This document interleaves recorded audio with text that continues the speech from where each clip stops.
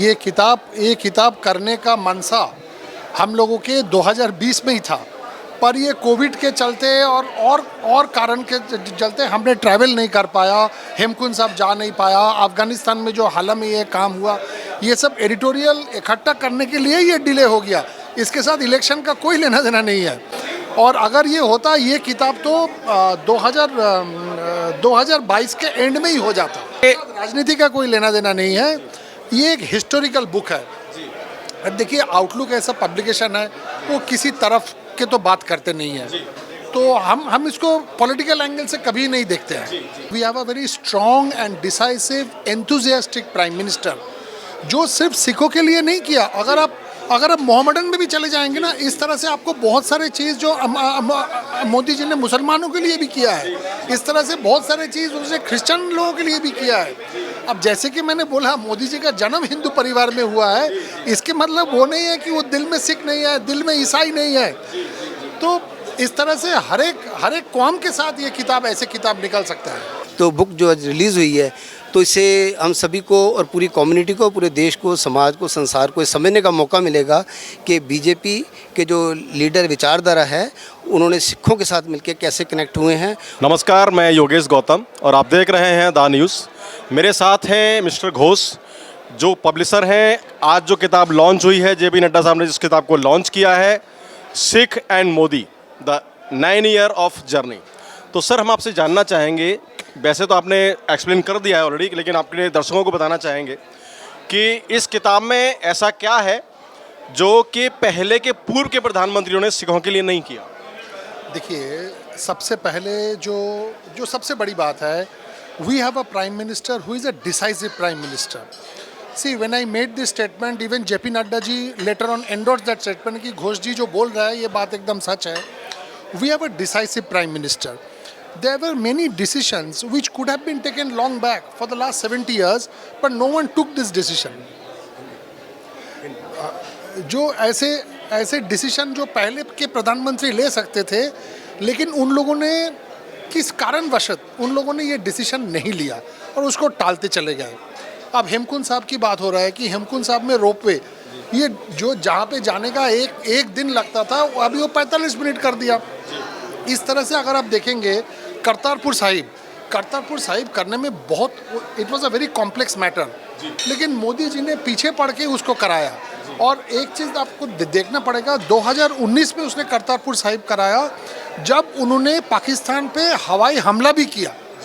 उसी साल उसने डिप्लोमेटिकली करतारपुर साहिब को भी उसने इम्प्लीमेंट करा दिया। अच्छा सर, दरअसल कि अब किताब आज लॉन्च हो गई है, तो निश्चित तौर पर उसका राजनीतिकरण होगा और कल कहा जाएगा कि क्योंकि मोदी जी का जो भी जो काम करने का तरीका है, वो अपने स्टाइल में काम करते हैं, लेकिन जो विपक्षी पार्टियां हैं उन पर इल्ज़ाम लगाती हैं कि चुनाव का समय आ रहा है, तो इसलिए हर चीज़ के लिए, चाहे चंद्रयान हो चाहे कुछ और हो, अब जबकि आपकी किताब लॉन्च हो गई है, तो कल जब वो विपक्षी पार्टियाँ ये इल्ज़ाम लगाएंगी कि 24 आने वाला है, तो सिखों के वोटों के लिए शायद मोदी जी ने ये एक किताब को खुद से लॉन्च कराया, तो इस बारे में आप क्या करना चाहेंगे?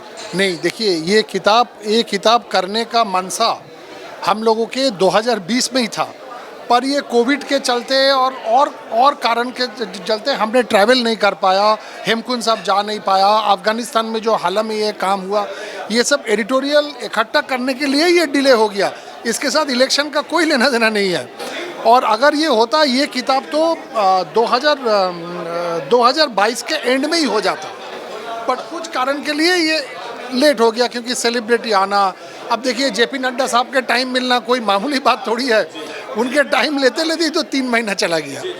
अच्छा सर, जैसे कि राजनीति का कोई लेना देना नहीं है। ये एक हिस्टोरिकल बुक है।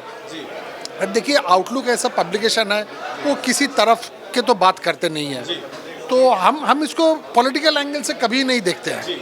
सर, क्योंकि इस किताब में मोदी जी द्वारा 9 साल में सिखों के लिए, विशेषकर सिख धर्म के लिए किए हुए कामों के बारे में व्याख्यान किया गया है।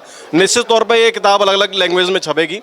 तो मैं आपसे ये पूछना चाहूँगा कि आप जो सिख धर्म है, जो हिंदुस्तान में जो करीब 1.7% कुछ उनकी जनसंख्या है पूरे हिंदुस्तान के अंदर, उनको आप क्या मैसेज देना चाहेंगे? क्योंकि आप एक पब्लिशर हैं इस किताब के, तो आपसे बेहतर इस किताब को कोई, मेरे ख्याल से शायद लेखक भी नहीं जानता होगा, क्योंकि जो पब्लिशर ही उसको पब्लिश करता है तो सबसे ज़्यादा उसको ज्ञान उसी को होता है। तो आप क्या कहना चाहेंगे सिखों को? देखिए, हम ये कहना चाहते हैं कि we have luckily we have a very strong and decisive enthusiastic prime minister, जो सिर्फ सिखों के लिए नहीं किया। अगर आप मोहम्मडन में भी चले जाएंगे ना, इस तरह से आपको बहुत सारे चीज़ जो मोदी जी ने मुसलमानों के लिए भी किया है, इस तरह से बहुत सारे चीज़ उसने क्रिश्चियन लोगों के लिए भी किया है।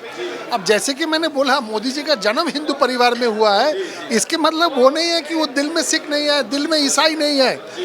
तो इस तरह से हर एक कौम के साथ ये किताब, ऐसे किताब निकल सकता है। मतलब आप मानते हैं कि 2024 में फिर से नरेंद्र मोदी प्रदेश के प्रधानमंत्री बनने वाले हैं? देखिए, ये तो मैं कह नहीं सकता, ये तो वक्त बताएगा। नहीं सर, मैं बोल रहा हूँ, आप मानते हैं ऐसा?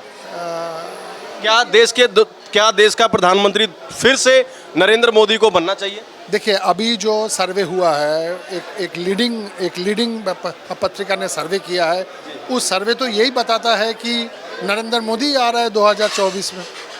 सर, आपने हमारे चैनल से बात की, उसके लिए आपका बहुत बहुत धन्यवाद, और मैं आपको फिर से शुभकामनाएं देता हूँ आपकी किताब के लिए। Thank you. नमस्कार, स्वागत है आपका हमारे चैनल में। आज हम कन्वेंशनल सेंटर में हैं। यहाँ पर जेपी नड्डा ने एक पुस्तक का विमोचन किया है, जो सिखों के और मोदी की जर्नी 9 साल की। उसी में कुछ लोगों से पूछते हैं कि क्या कहेंगे वो इस बारे में।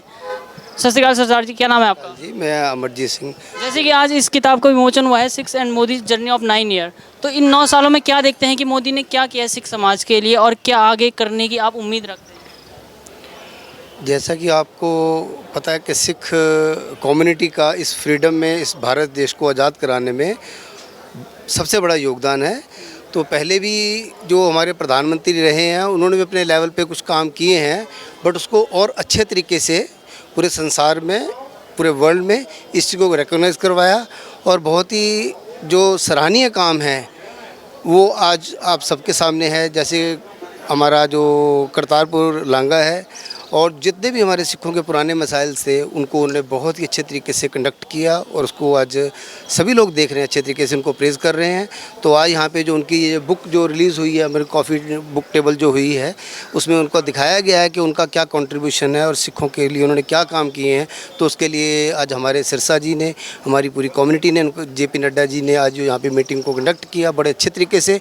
तो बुक जो आज रिलीज़ हुई है, तो इससे हम सभी को और पूरी कम्युनिटी को, पूरे देश को, समाज को, संसार को समझने का मौका मिलेगा कि बीजेपी के जो लीडर विचारधारा है, उन्होंने सिखों के साथ मिलकर कैसे कनेक्ट हुए हैं और उनकी जो भावनाओं को कैसे समझा है। तो हम ये उम्मीद करते हैं कि आगे भी जो और भी पॉलिटिकल लोग हैं जो ये अपना काम करना चाहते हैं, तो उनका भी वेलकम है। और हम यही चाहते हैं कि जो सिखों के जो कंट्रीब्यूशन है, उनको और अच्छे तरीके से आगे उकेरा जाए, ताकि पूरे समाज में शांति बहाल हो और मनुष्यता की सेवा जो हो रही है सबका भला हो। Thank you. 2024 में चुनाव है लोकसभा के, क्या देखते हैं आप इस बार? क्या मोदी आएंगे या कोई और? अभी मैं तो ये जो प्लेटफॉर्म है, इसमें तो शायद कहना मुझे उचित नहीं लगेगा कि जो इलेक्शन में जो है वो जो काम करेगा, सच की हमेशा जीत होती है। हम यही उम्मीद करेंगे जो सच्चाई से काम करेगा उसकी जीत होगी। मैं आपके चैनल का भी बहुत धन्यवाद करता हूँ जो बाइट लिया आपने, और मैं यही कामना करता हूँ जो सच्चाई से काम करे उसकी हमेशा ही जीत होती है और होती रहेगी। धन्यवाद। धन्यवाद सर।